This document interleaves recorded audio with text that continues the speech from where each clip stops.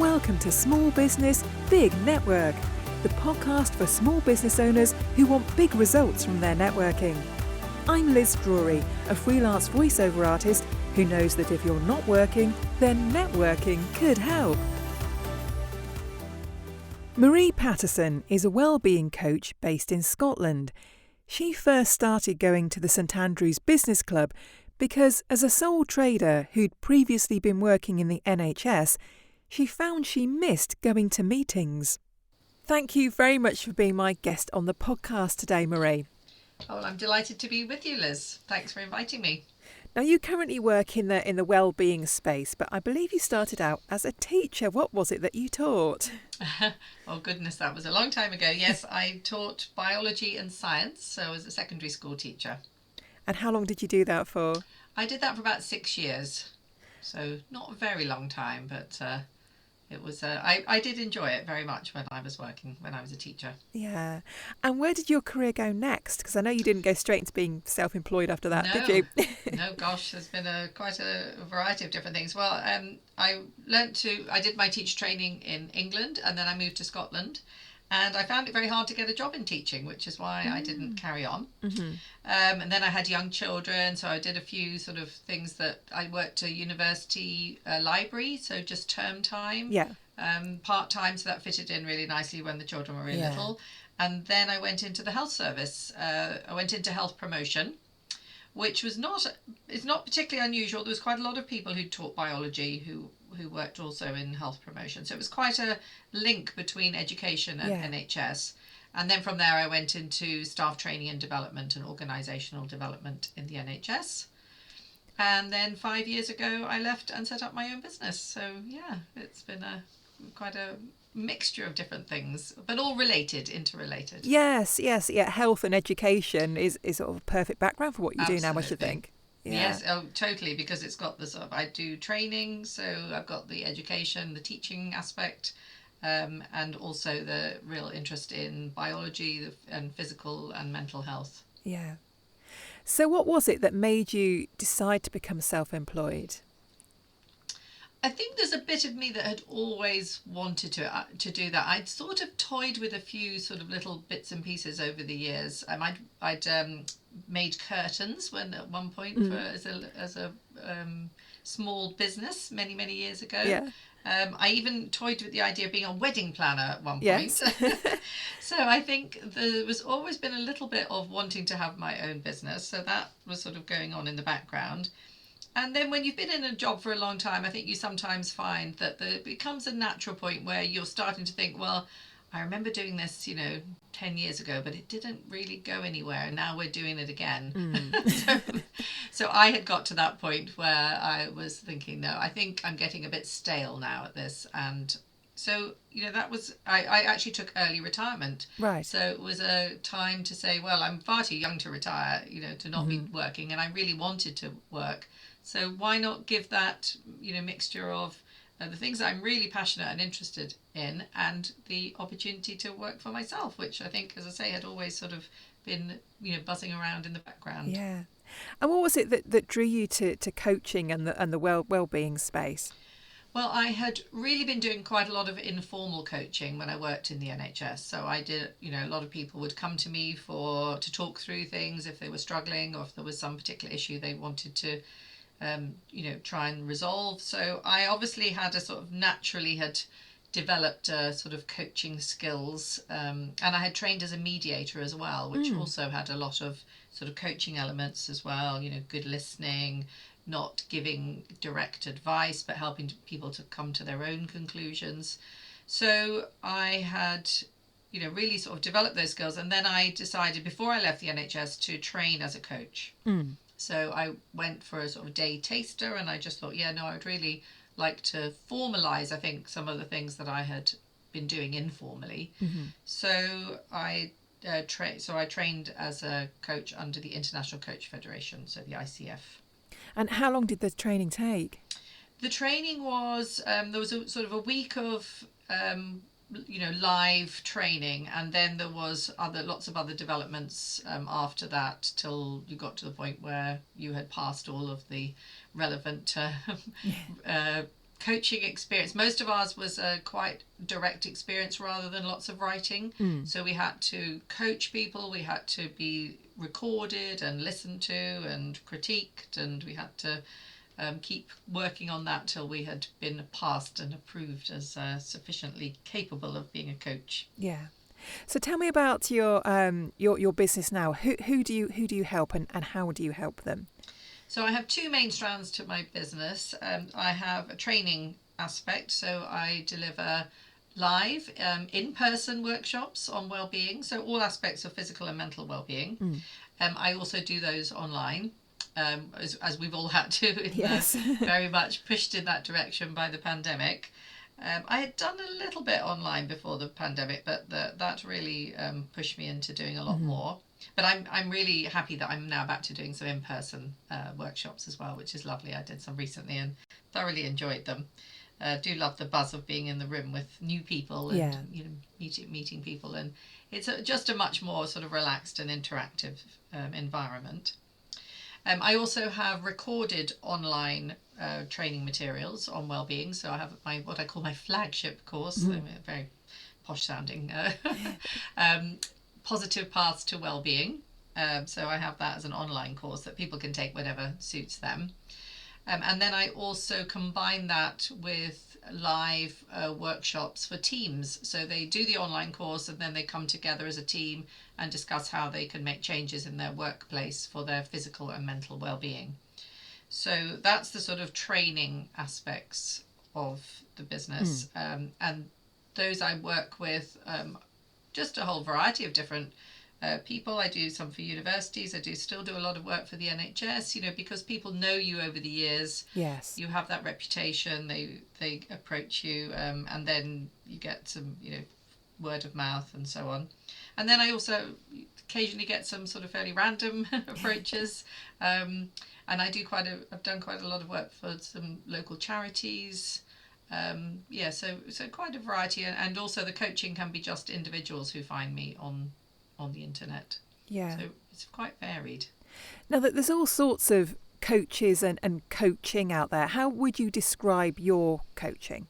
Yeah, so I call myself a well-being coach. I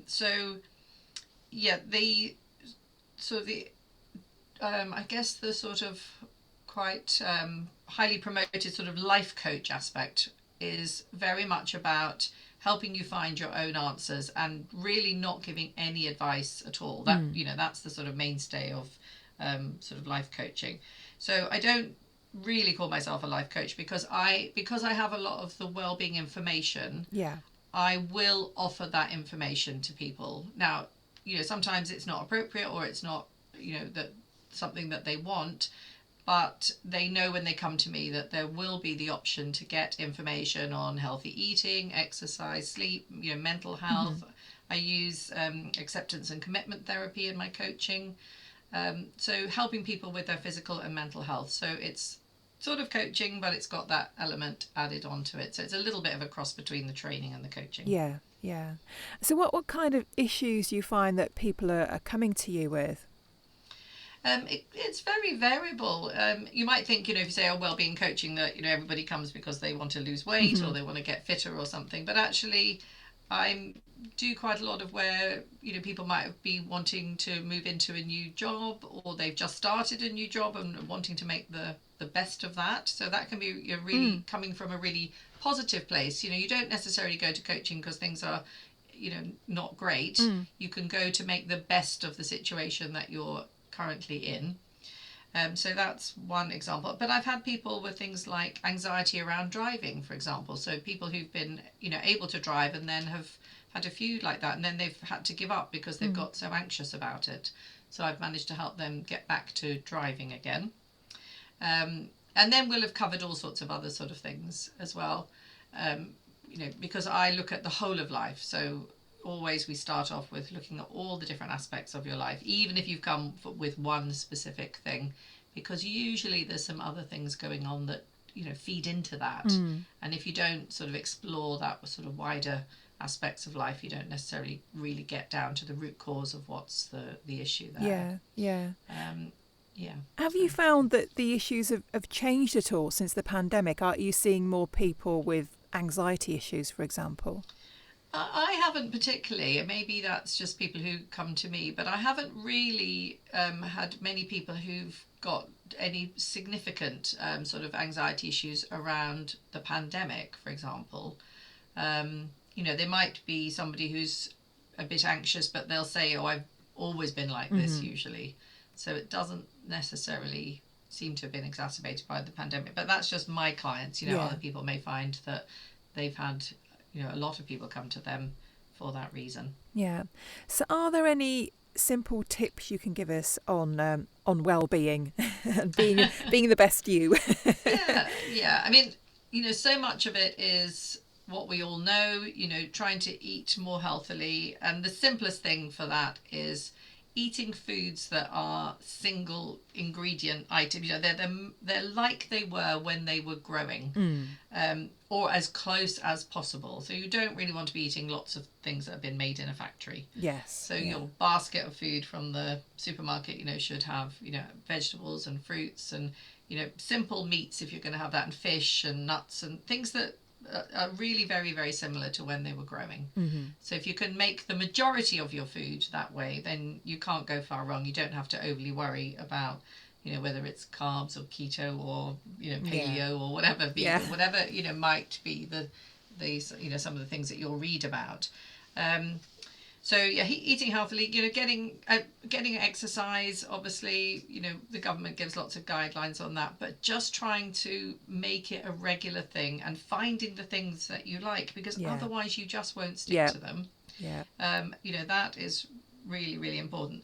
I think for mental health, one of the things that I find that I love and that lots of my clients really like as well and find so helpful is writing things down. It's sometimes called journaling.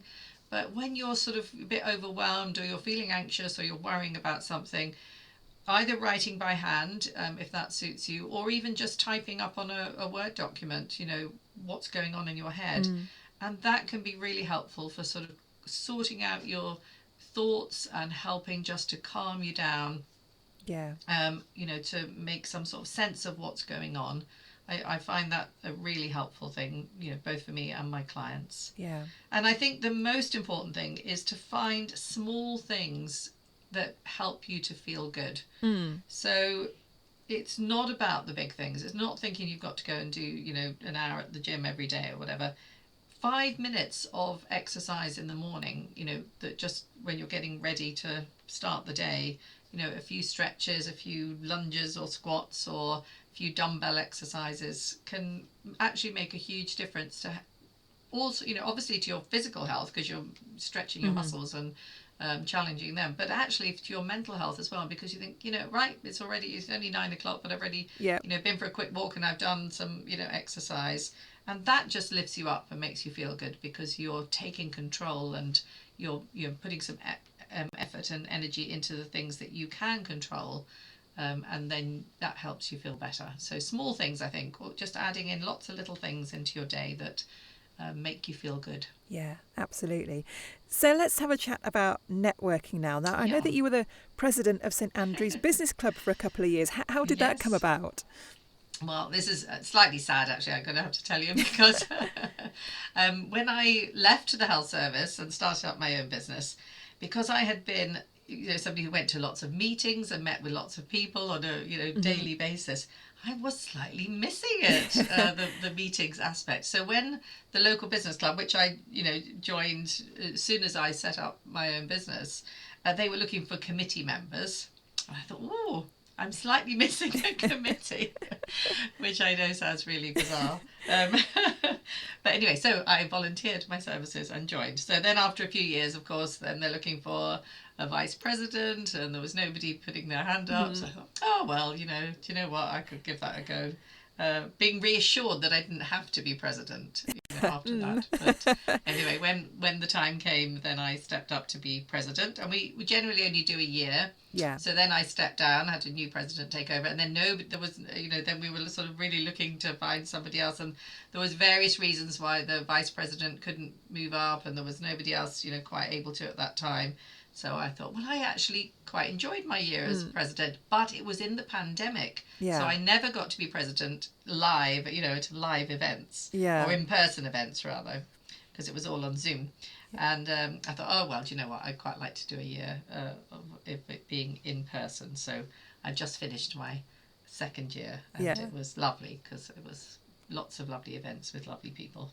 So tell me about some of the events that the club organises. Yeah, so we do a mixture of just networking events, but there'll usually be some sort of theme to talk around. So when people introduce themselves, there'll be a particular thing to ask to sort of expand on. And then just time then just to socialise, to chat, and we try and move people around, say after 10 minutes or something, right? See if you can move on to somebody else, or go off and find some new people to chat to. And then other sessions, there'll be some networking like that, but there'll also be a speaker. So we've had speakers as well. So it's a mixture of the two. Yeah. And how many members does the club have? It has about 70, just over 70 members at the moment. So it's a nice size. And what kind of businesses are they from? A huge variety. So there are people who, like myself, are self-employed, really, sole trader type businesses. And there are also people who work for larger organisations. So we have solicitors and accountants, so people who support small businesses as well. So it's that mixture. But we have people from HR, we have gardeners, we have travel agents, we have finance people, a lighting expert, a chef, there's all sorts of, real variety of people. And how would you say that your business has benefited from networking? So I've got direct business from people in the business club, so some very tangible direct employment, and one of those is with a bigger organisations, and that's a really nice sort of ongoing relationship. And also just more than anything, just to have made some really lovely friends who if you do want to sort of chat about some aspect of the business, you can ask people, how do you do this, or have you got any recommendations for that, or when if you get stuck with something, then that there'll be someone you can have a chat with, and they'll have been there, done that, and got more experience than you. So, but friendship, I've actually really made some really lovely friends, and just organising to go to the theatre with one in a few weeks' time, and going out for coffee or lunch. So it gives me very much the feeling of not being a sole trader. Yes. Gives me the feeling of working for an organisation in a way, which is sort of, I didn't really expect to happen. But they are my colleagues really now. The ones who I know well, I really feel are almost like, replacement colleagues. Yeah. So what would you say to a small business owner who hasn't tried networking, or maybe is afraid to try networking? Well, there are so many different types, and I have done a few different sorts. So I've done, I've done in-person bigger events where I didn't, went along and I didn't know a soul. That was quite nerve-wracking, but again, good, to meet new people and to make some connections there. And I've also done, online ones very much in the pandemic. The live ones went online, which was great. And so, made some connections there. But I really particularly love my local one, as you can probably tell. So if I would say to them, if you do have a local one that you can, link into, you're likely to see those people more regularly. So that you can form that support network and the friendships, which I think you're less likely to get from very large, perhaps a little bit less personal events. But everybody's different. You've got to work out what's right for you. But I would definitely say to give that a go. Yeah. So finally then, Marie, if people want to connect with you and find out more about your services, what's the best place for them to find you? Well, I have a website, so mariepaterson.com, Paterson with one T. Always have to say that. And everything is there, so it gives information about my coaching, my online courses, my contact details, I have a monthly newsletter, so please, if anyone's interested, do sign up. We've got some wellbeing tips, and I always do a book giveaway. You can connect with me that way. Lovely. Well, thank you very much for being my guest today. Oh, well, thank you, Liz. I really enjoyed chatting with you. Thanks for listening to Small Business, Big Network. If you found this podcast useful, please do rate, review and subscribe. And don't forget to share it with the rest of your network too.